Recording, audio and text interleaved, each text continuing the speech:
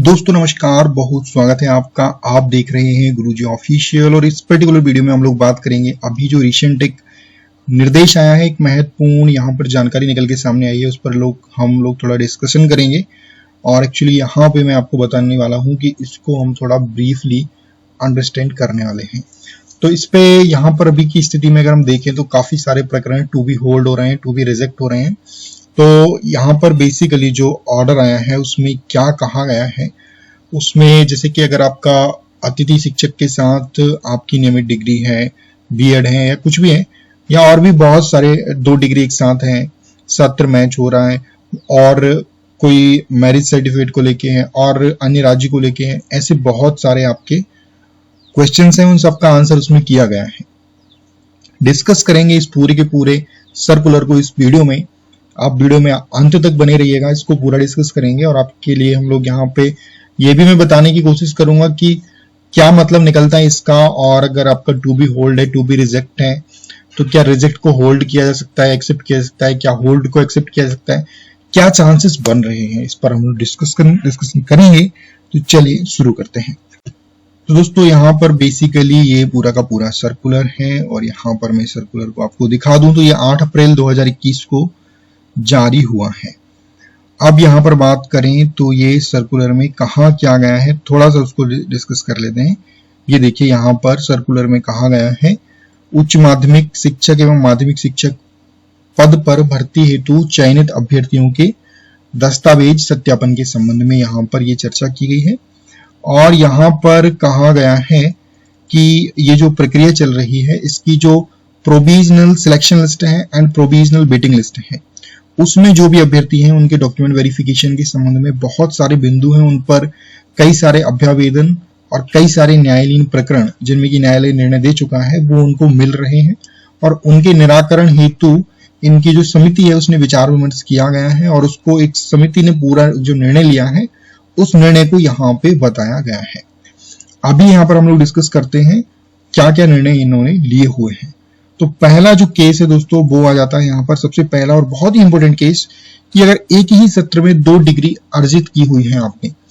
UGC इसके बारे में रिट पिटीशन की अगर हम बात करें, रिट पिटीशन नंबर 10977/2020 में प्रस्तुत प्रत्यावर्तन में एक साथ एक ही सत्र में 2 डिग्री अर्जित अगर की है तो इसके संबंध में यूजीसी की जो 546वीं मीटिंग थी उसमें दिनांक 14/5/2020 को जो हुई थी उसमें एक ही सत्र में 2 डिग्री अर्जित करने को मान्य किया गया है। ध्यान रखिएगा, मान्य किया गया है और इसकी अनुशंसा की गई है, मतलब यूजीसी ने अनुशंसा की गई है, लेकिन भारत सरकार के द्वारा अनुमोदन नहीं किया गया है। इसके कारण यूजीसी के द्वारा जारी अधिसूचना दिनांक 15 जनवरी 2016 के अनुसार, पहले यूजीसी ने एक और अधिसूचना जारी की थी 15 जनवरी 2016 में, जिसमें उसने कहा था कि 2 डिग्री एक ही सत्र में की है तो वो वैलिड नहीं होगी।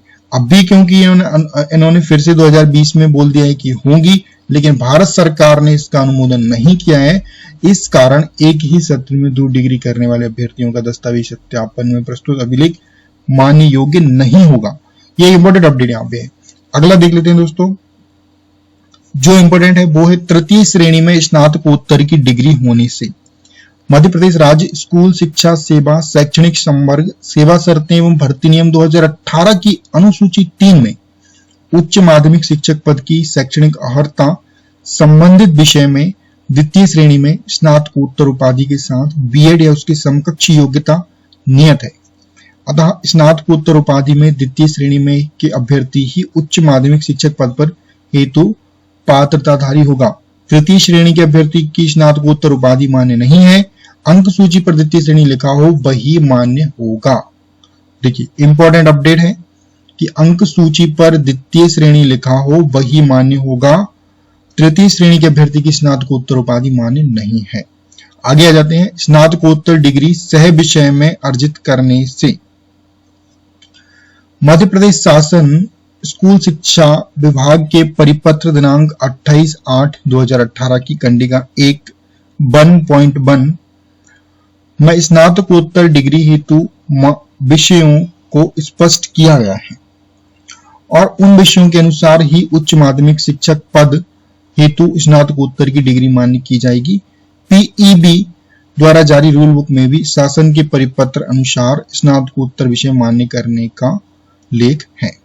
तो 28/8/2018 की जो कंडिका 1.1 है, जो कि एक परिपत्र जारी हुआ था स्कूल शिक्षा विभाग का, उसमें जो विषय हैं उन विषयों को मान्य किया जाएगा, ये यहाँ पर इनका इस परिपत्र में कहना है। आगे आ जाते हैं, एक चौथा और पॉइंट, इंपॉर्टेंट पॉइंट है, अगर आपने अतिथि शिक्षक के रूप में कार्य किया हुआ है, साथ में आपने उसके साथ साथ डिग्री की हुई है, यहाँ पर देख लेते हैं। लोक शिक्षण संचालनालय के परिपत्र दिनांक 23/6/2020 की कंडिका 1.4 एवं 2/7/2020 की कंडिका 1.1 में उल्लेखित अतिथि शिक्षक से संबंधी निर्देश को विलोपित करते हुए अतिथि शिक्षकों के दस्तावेज सत्यापन के संबंधित निम्नानुसार कार्यवाही की जाएगी। क्या कार्रवाई की जाएगी? बहुत ही इंपॉर्टेंट अपडेट अतिथि शिक्षकों के लिए आपको बता रहा हूं। यदि अतिथि शिक्षक ने जिस स्थान पर अतिथि शिक्षक के रूप में अध्यापन कार्य किया है, उसी मुख्यालय से नियमित छात्र के रूप में डिग्री अर्जित की है, मतलब उसी मुख्यालय से नियमित छात्र के रूप में डिग्री अर्जित की है, तो उसकी अभ्यर्थता अतिथि शिक्षक हेतु मान्य की जाएगी। कहने का मतलब है कि जहां पर उन्होंने अतिथि शिक्षक के रूप में काम करा और उसी मुख्यालय का मतलब कि उसी जिले में, मान लीजिए आप, उसी जिले के आसपास थोड़ा बहुत 15-20-25 किलोमीटर के या 30 किलोमीटर के एरिया में उन्होंने नियमित छात्र के रूप में डिग्री की है, तो उनको अतिथि शिक्षक के लिए मान्य किया जाएगा। जिन अतिथि शिक्षकों ने जिस स्थान पर अतिथि शिक्षक के रूप में अध्यापन का कार्य किया है और उसी मुख्यालय से भिन्न स्थान से नियमित छात्र के रूप में उपाधि प्राप्त की है, तो उपाधि अर्जित करने की अवधि को गणना में नहीं लिया जाएगा। इस अवधि को छोड़कर शेष अवधि में न्यूनतम 3 शैक्षणिक सत्र एवं 200 दिवस शासकीय विद्यालयों में अध्यापन कार्य किया गया है, तो अतिथि शिक्षक के रूप में अभ्यर्थता मान्य की जाएगी। यानी कि आप समझ लीजिएगा, अगर बात करें यहाँ पे हम लोग, जैसे कि अगर आपके 6 शैक्षणिक सत्र हो रहे हैं और एक में आपका टच हो रहा है आपका नियमित डिग्री, तो उसको विलोपित कर दिया जाएगा। अगर आपने अन्य स्थान से किया हुआ है, सेम जगह से किया हुआ है, तो कोई दिक्कत नहीं है। अन्य स्थान से किया हुआ है, इन्होंने मुख्यालय को स्पष्ट नहीं किया हुआ है कि मुख्यालय मतलब कौन सा मुख्यालय। अगर आप लोग इसको जानते हो तो नीचे कमेंट करके जरूर बताइएगा। यदि अतिथि शिक्षक द्वारा अतिथि शिक्षक अध्यापन के साथ साथ मुख्यालय से भिन्न स्थान से नियमित उपाधि प्राप्त की है और अतिथि शिक्षक के पास उन्हीं 3 शैक्षणिक सत्र में से 200 दिवस का अध्यापन कार्य का अनुभव है, तो उसे अतिथि शिक्षक के अनुभव का लाभ प्रदान नहीं किया जाएगा। उसकी अभ्यर्थता गैर अतिथि शिक्षक अभ्यर्थी हेतु मान्य की जाएगी। ठीक है, मुख्यालय से भिन्न स्थान से नियमित उपाधि अर्जित की है और उन्हीं 3 शैक्षणिक सत्र, मतलब वो सारे सत्र है ना, वही के वही मैच हो रहे हैं आपके, तो फिर आपको जो है गैर अतिथि शिक्षक के रूप में मान्य किया जाएगा। आपको अतिथि शिक्षक के रिजर्वेशन का लाभ नहीं मिलेगा। आ जाते हैं अब अगले पॉइंट पर, जो कि आपका बहुत ही इंपॉर्टेंट पॉइंट है दोस्तों। ये देखिएगा, देखिए क्या कहा गया है। कहा गया है अतिथि शिक्षक से संबंधित 3 शैक्षणिक सत्र तथा 200 कार्य दिवसों का अनुभव प्रमाण पत्र प्रस्तुत नहीं करना। अब देख लेते हैं इसमें क्या है कि ऐसे अतिथि शिक्षक जिनके द्वारा 3 शैक्षणिक सत्र तथा 200 कार्य दिवसों का अनुभव प्रमाण पत्र सत्यापन के समय प्रस्तुत नहीं किया गया है, तो उनकी अभ्यर्थता अतिथि शिक्षक हेतु मान्य नहीं की जाकर गैर अतिथि शिक्षक श्रेणी में अभ्यर्थता मान्य की जाएगी। तो भाई अनुभव प्रमाण पत्र जिनका नहीं बना है, मेरे हिसाब से तो लगभग सभी अतिथि शिक्षकों का बन गया होगा, नहीं बना है तो अभी भी जाके बनवा लीजिए अगर आपका वेरिफिकेशन है तो। भर्ती हेतु जारी विज्ञापन तिथि 29/12/2019 के पश्चात। तो दोस्तों यहां पर आप देखिएगा कि भर्ती हेतु जो विज्ञापन जारी हुआ था, मतलब आपने अगर रूल बुक पढ़ी हो पीईबी की, तो उसमें स्पष्ट रूप से लिखा हुआ है कि जिस तारीख को विज्ञापन जारी करेगा विभाग, डीपीआई जिस तारीख को विज्ञापन जारी करेगा या ट्राइबल जिस तारीख को विज्ञापन जारी करेगा अपना, उस विज्ञापन जारी करने की तिथि तक आपकी योग्यता कंप्लीट होनी चाहिए, न्यूनतम शैक्षणिक योग्यता आपकी कंप्लीट होनी चाहिए उस तारीख तक। अब आ जाते हैं हम लोग यहां पर, तो देखिए यहां पर एक इंपॉर्टेंट अपडेट मैं आपको बता दूं। इसमें क्या है कि अगर आपकी उस तारीख तक आपकी योग्यता कंप्लीट है तो ये उसको मान्य कर रहे हैं। डीपीआई की जो उच्च माध्यमिक और माध्यमिक है उसके संबंध में इनका जो विज्ञापन आ गया था वो 29/12/2019 को चूंकि आ गया था, इस कारण जो है 29/12/2019 तक के ही जो लोग संपूर्ण जो अपनी योग्यता अर्जित कर चुके हैं उनको ये मान्य कर रहे हैं। अब आ जाते हैं ईडब्ल्यूएस को लेके। तो ईडब्ल्यूएस प्रमाण पत्र मान्य करने संबंधी इसमें लिखा हुआ है अभ्यर्थी द्वारा दस्तावेज अपलोड के समय प्रस्तुत ईडब्ल्यूएस प्रमाण पत्र को मान्य किया जाएगा, चाहे उसकी वैधता की समय सीमा समाप्त हो चुकी हो। बहुत इंपॉर्टेंट अपडेट है। चूंकि देखिए ईडब्ल्यूएस के सर्टिफिकेट की वैलिडिटी 1 ईयर होती है, 1 फाइनेंशियल ईयर मान लेते हैं वो होती है, और अगर उसको अपलोड कर दिया गया है उस टाइम पे तो उसकी जो वैधता अवधि है अगर वो समाप्त भी हो चुकी है तो उसको मान्य किया जाएगा, बशर्ते आप लोगों को मेरा सुझाव रहेगा आप नया ईडब्ल्यूएस भी बनवा लीजिएगा। आ जाते हैं अगले पॉइंट पे, जो कि है पोर्टल पर अभिलेख अपलोड नहीं होने के कारण ऐसे अभ्यर्थी जिनके द्वारा किन्हीं कारणवश दस्तावेज पोर्टल पर अपलोड नहीं किए गए थे, उन अभ्यर्थियों को विज्ञप्ति जारी कर दस्तावेज अपलोड करने हेतु अवसर दिया गया था। इसके बावजूद भी किसी अभ्यर्थी के द्वारा दस्तावेज पोर्टल पर अपलोड नहीं किया गया है और उसके पास वैध दस्तावेज उपलब्ध हैं, तो उस दस्तावेज को सत्यापन अधिकारी द्वारा मान्य कर अभ्यर्थता मान्य किया जाकर दस्तावेज अपलोड करने हेतु प्रस्ताव संचालनालय को प्रेषित किया जाए। देखिए कुछ टेक्निकल चीजों के कारण इंटरनेट अवेलेबिलिटी, टेक्निकल चीजें नहीं है अवेलेबल, पास में कोई दूर दराज के एरिया में है, तो इसको बहुत ही अच्छा ये स्टेप है गवर्नमेंट का कि भाई आप अगर नहीं कर पाए हैं और आपके पास सारे वैध दस्तावेज हैं, और रेयरली ये केस होगा मेरे हिसाब से, मुश्किल है शायद ऐसा कोई व्यक्ति हो जिसके पास सारे दस्तावेज होने के बाद भी अपलोड नहीं किए हो, शायद ही हो, तो ऐसे लोगों के लिए गवर्नमेंट का डिसीजन है कि उनको अगर उनके पास सारे वैध हैं तो वो जाके सत्यापन पे अपनी दिखा सकते हैं कि भाई मेरे ये दस्तावेज हैं और मेरे को आप जो है एक बार अपलोड करने का अवसर दीजिए, तो उनको फिर से अपलोड करके फिर से वेरिफिकेशन उनका हो जाएगा, कोई दिक्कत नहीं है।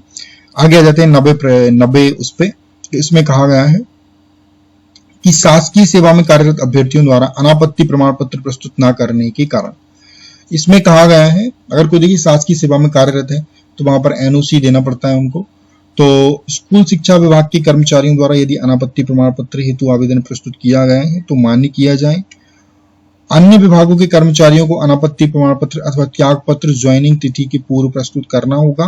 त्याग पत्र की स्थिति में पूर्व सेवाओं का लाभ प्राप्त नहीं होगा। तो ये एक इंपॉर्टेंट अपडेट यहाँ पे है।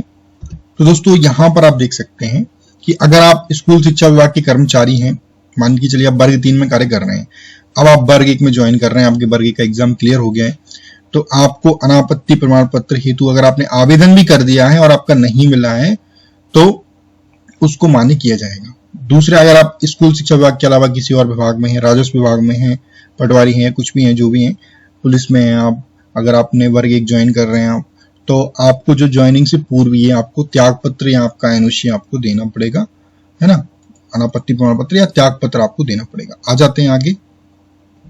अनारक्षित प्रवर्ग यथा अनुसूचित जाति, जनजाति, अन्य पिछड़ा वर्ग, ईडब्ल्यूएस, दिव्यांग, भूतपूर्व सैनिकों का सक्षम प्राधिकारी द्वारा जारी प्रमाण पत्र प्रस्तुत नहीं करना। तो इसमें देखिए इंपॉर्टेंट अपडेट है कि मध्य प्रदेश के सक्षम अधिकारी द्वारा जारी मूल प्रमाण पत्र प्रस्तुत नहीं किए जाने अथवा अन्य राज्य का आरक्षित श्रेणी का प्रमाण पत्र प्रस्तुत किए जाने पर आवेदक की अभ्यर्थना आरक्षित अभ्यर्थी हेतु मान्य नहीं होगी। ऐसे अभ्यर्थी को अनारक्षित श्रेणी में मान्य किया जाएगा। अन्य राज्य के अभ्यर्थी मध्य प्रदेश में किसी भी प्रकार का आरक्षण का लाभ प्राप्त करने हेतु पात्र नहीं है, न होंगे। दिव्यांग का प्रमाण पत्र जिला मेडिकल बोर्ड द्वारा जारी किया गया ही मान्य होगा। देखिए इंपॉर्टेंट अपडेट यही है कि मध्य प्रदेश के मूल निवासी किसी भी प्रकार का आरक्षण हो, चाहे वो एससी का हो, एसटी का हो, ओबीसी का हो, या ईडब्ल्यूएस हो, या आपका दिव्यांग का हो, या आपका विधवा परित्यक्ता हो, वैगा शहरिया भारिया हो, कुछ भी प्रकार के आपके रिजर्वेशन जितने भी गवर्नमेंट देती है उनको वो तभी वैलिड होंगे, तभी मान्य होंगे जब आप मध्य प्रदेश के मूल निवासी होने का प्रमाण पत्र प्रस्तुत कर पाएंगे, स्थानीय निवासी प्रमाण पत्र प्रस्तुत कर पाएंगे। ये क्लियर यहाँ पर है। आगे आ जाते हैं 11वां जो इंपॉर्टेंट पॉइंट है, शैक्षणिक एवं व्यावसायिक योग्यता मान्यता प्राप्त संस्था से अर्जित नहीं करना। देखिए यूजीसी से मान्यता प्राप्त विश्वविद्यालय से स्नातकोत्तर, स्नातक उपाधि अथवा एवं एनसीटीई से मान्यता प्राप्त संस्थान से प्राप्त प्रशिक्षण योग्यता बीएड, डीएड की अंक सूची मान्य होगी। इंपॉर्टेंट अपडेट है। यूजीसी रिकॉग्नाइज्ड यूनिवर्सिटी होना चाहिए, यूजीसी की लिस्ट में होना चाहिए, और उससे अगर आपने स्नातकोत्तर या स्नातक की उपाधि अर्जित की है तो वही मान्य होगी। एनसीटीई से मान्यता प्राप्त संस्थान जो होते हैं उनसे आपकी बीएड, डीएड मान्य होगी। आ जाते हैं आगे। आयु संबंधी दस्तावेज प्रस्तुत नहीं करने के कारण मध्य प्रदेश के बाहर के अन्य राज्य के शिक्षा मंडल की कक्षा 10वीं 12वीं की ऐसी अंक सूची धारण करता है जिसमें उसकी जन्मतिथि अंकित नहीं है, तो ऐसी स्थिति में संबंधित राज्य में जन्मतिथि मान्य किए जाने के संबंध में, उस राज्य में जन्मतिथि मान्य किए जाने के संबंध में जिन दस्तावेजों को मान्य किया जाता है उनसे संबंधित प्रमाण पत्र, आयु से संबंधित वैध प्रमाण पत्र प्रस्तुत किया जाने पर ही दस्तावेज मान्य होगा। तो ये पूरा का पूरा यहाँ पर निर्देश दोस्तों दिया गया है। अब आ जाते हैं यहाँ पर उपरोक्त बिंदुओं के अंतर्गत जिन अभ्यर्थियों के प्रकरण दस्तावेज सत्यापन के दौरान सत्यापन अधिकारी द्वारा टू बी रिजेक्ट या टू बी होल्ड की श्रेणी में रखे गए थे, उन प्रकरणों का नियमानुसार निराकरण अंतिम चयन सूची में किया जाएगा। शेष दस्तावेज सत्यापन की कार्यवाही सत्यापन अधिकारी द्वारा समय समय पर जारी नियम निर्देशों के अंतर्गत उल्लेखित बिंदुओं को संज्ञान में लेकर दस्तावेज सत्यापन का कार्य किया जाएगा। तो यहाँ पर जिन भी लोगों का अगर यहाँ से किसी तरीके से उनका टू बी होल्ड अगर है या टू बी रिजेक्ट है तो आपका कोई दिक्कत नहीं है। अगर यहाँ पर आप लोग पात्र पाए जा रहे हैं नियमों के अनुसार तो आपको पात्र किया जाएगा। इन सभी नियमों को आप लोग भी ध्यान से पढ़ लीजिएगा। कोई अगर आपका सुझाव है, कोई आपका क्वेश्चन है तो आप नीचे कमेंट में कर सकते हैं। इस वीडियो को देखने के लिए आपका बहुत बहुत धन्यवाद। Thank you very much.